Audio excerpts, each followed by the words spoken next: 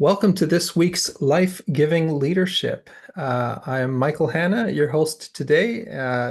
My awesome wife and co-host Dana Hanna won't be joining us today, but today we are talking about another critical life-giving leadership attribute, and that is accountability. Now, when you hear that word, accountability, does it make you feel warm and fuzzy inside? Is it something that you look forward to? Is it your idea of a good time? A lot of times when we think about accountability, there's an awkwardness to it. It's not fun necessarily to hold someone accountable to something or to be held accountable to something. But I want to encourage you that accountability is a critical life-giving skill set. Again, accountability is life-giving. Why?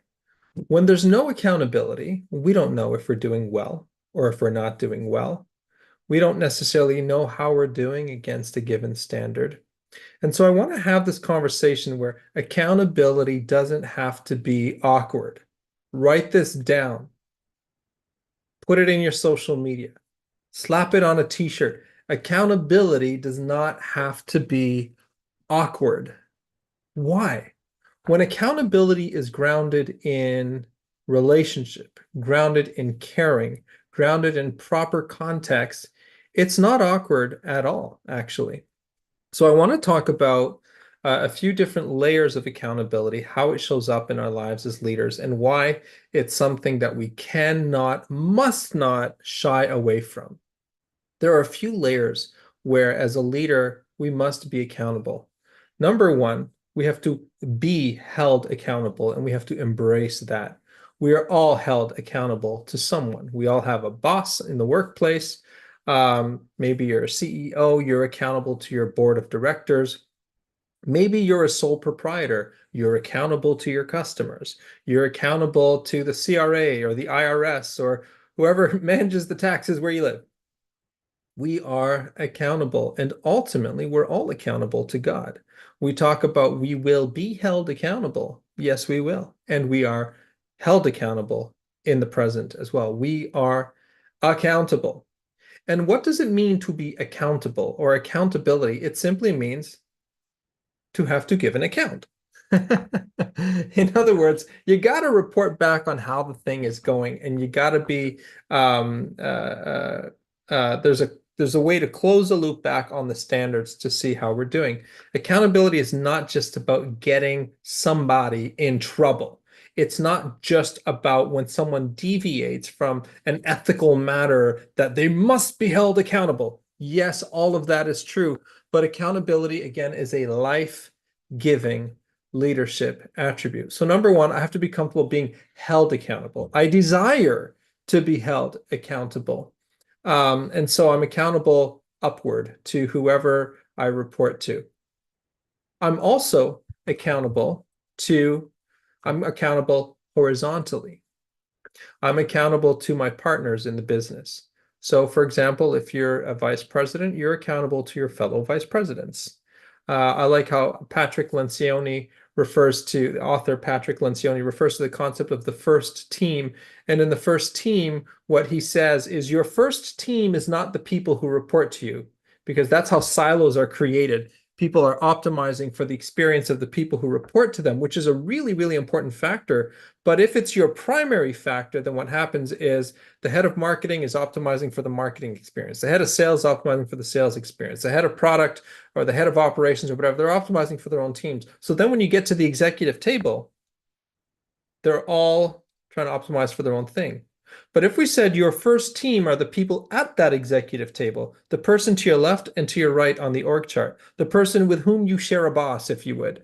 If you say that's your first team and you're optimizing for the accountability of that total team, then that begins to overflow into the teams that report into us. And now we have a cohesively operating company rather than silos. And so accountability isn't just upward, accountability is also to the left and to the right. I am accountable to my colleagues. When I'm leading a team, I take great delight to hear one team member calling out another team member and that team member being responsive, and then they figure it out. Now I know that it doesn't all depend on me as the leader. So accountability must be horizontal as well as vertical. And as a leader, it's on you to make sure that you are establishing an environment and a set of expectations where accountability horizontally uh, can thrive. So I'm accountable horizontally. I'm also accountable to the people who report to me. This mindset of I'm the boss, so you have to do what I say, which is true, but I don't have to do what you say because I'm the boss, I'm not accountable to you. No freaking way. We are accountable to each other. If there's a relationship of any sort, there's an accountability in the relationship. I repeat, if there is a relationship of any sort, then there is an accountability in the relationship. So the people who report to me have every right to say, Mike, you're missing it. Get it back on track. Let me help you. Let's figure this out. They absolutely have that permission. And in fact, I expect it. We are accountable to one another. Why? We all need accountability sometimes, don't we? We all need somebody to say, hey, hey, hey, hold up. Because we have blind spots. Um, I know for myself, sometimes if I'm the only beneficiary of something, I might not be as committed to it as if there's someone else that's going to be impacted. Then I know I'm going to get it done. And it should be good enough because I love myself and I'm awesome and I value myself and all of that. And that is absolutely true. But I just know for myself, I'm more likely to get something done quickly, done really well if I know that it impacts somebody else. And so accountability is actually a really, really important element of the what enables me to thrive. I thrive when there's accountability in all three directions. I'm accountable to the people I report to. I'm accountable to the people who report to me. I'm accountable to my colleagues to my left and to my right. And the same is true in any relationship. I'm accountable to my kids. I'm accountable to my wife. And of course, ultimately, I'm accountable to God. So if nobody's holding me accountable, I'm still accountable to God. And so I still have that standard and I still need to look in the mirror and I still need to look to God and I want to please him as well. Um, I have seen situations where leaders are afraid or uncomfortable to hold people accountable. So what happens is they just let things slide, or maybe they just turn a blind eye to it because it's uncomfortable. Well, what's happening there is things are left to go on and on and on, and problems can increase or can create other problems. You can create a domino effect. And so what happens is it's so important as a leader that we are courageous enough to hold people accountable. Every line of accountability I mentioned is bilateral. So I'm accountable to the people to my left and to my right, for example, but they're also accountable to me. So that means as a leader, it's my responsibility not only to be accountable, but to hold others accountable. Oh, this is where the courage comes in, isn't it? This is what makes leadership leadership, or at least part of what makes leadership leadership. I must be willing to have the courageous conversations. And not only must I be willing to have them, I must be willing to have them in a timely fashion. Yeah. Now, where I don't have the foundation of a trust-based relationship with an individual, it will be very difficult to hold them accountable. Why? Because we've talked about in previous episodes of life-giving leadership two elements of trust: functional trust and relational trust. Functional trust says, I believe the thing that I need from you in this business relationship, you have the ability and the competence to deliver on. That's functional trust. You are able to do the thing I need you to do in this business relationship. Relational trust says, I believe that you have my best interest at heart. Now, if all of my working relationships are only functional in nature and I have not built any human to human connection whatsoever, then it's all transactional in nature. And all I have to stand on is the perfection of my work in the relationship.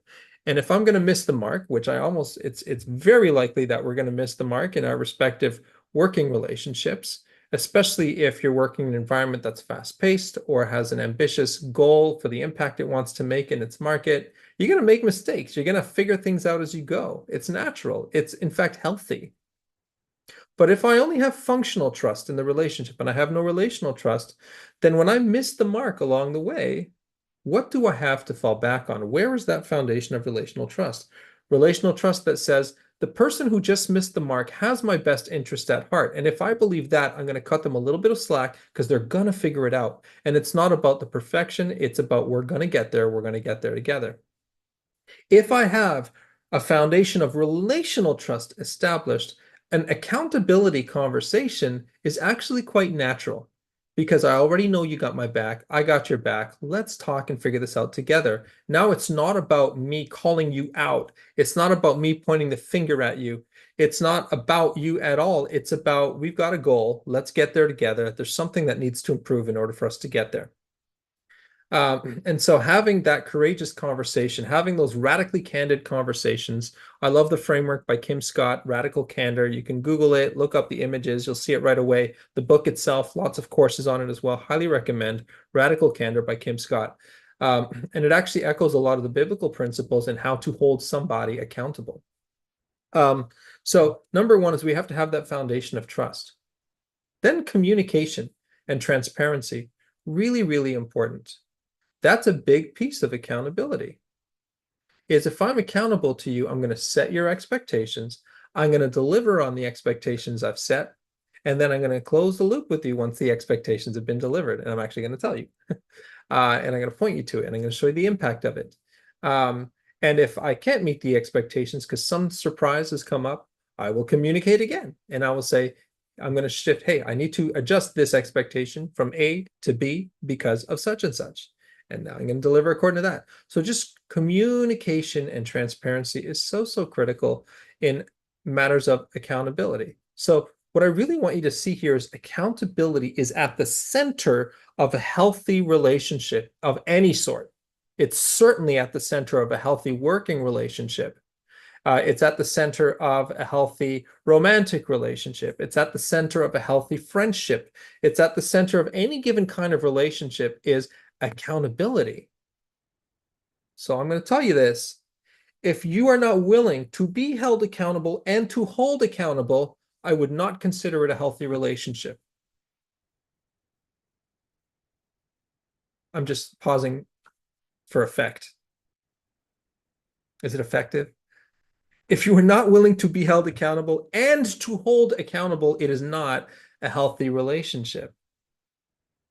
Accountability doesn't have to be awkward. That's the conversation today, folks. Now, if you're a Life Giving Leaders member, we're going to hop into the Life Giving Leaders room right now, and we are going to beat this topic up and make sure that we know how to apply it effectively in our lives. If you're not a Life Giving Leaders member and you're interested in it, just click the link below.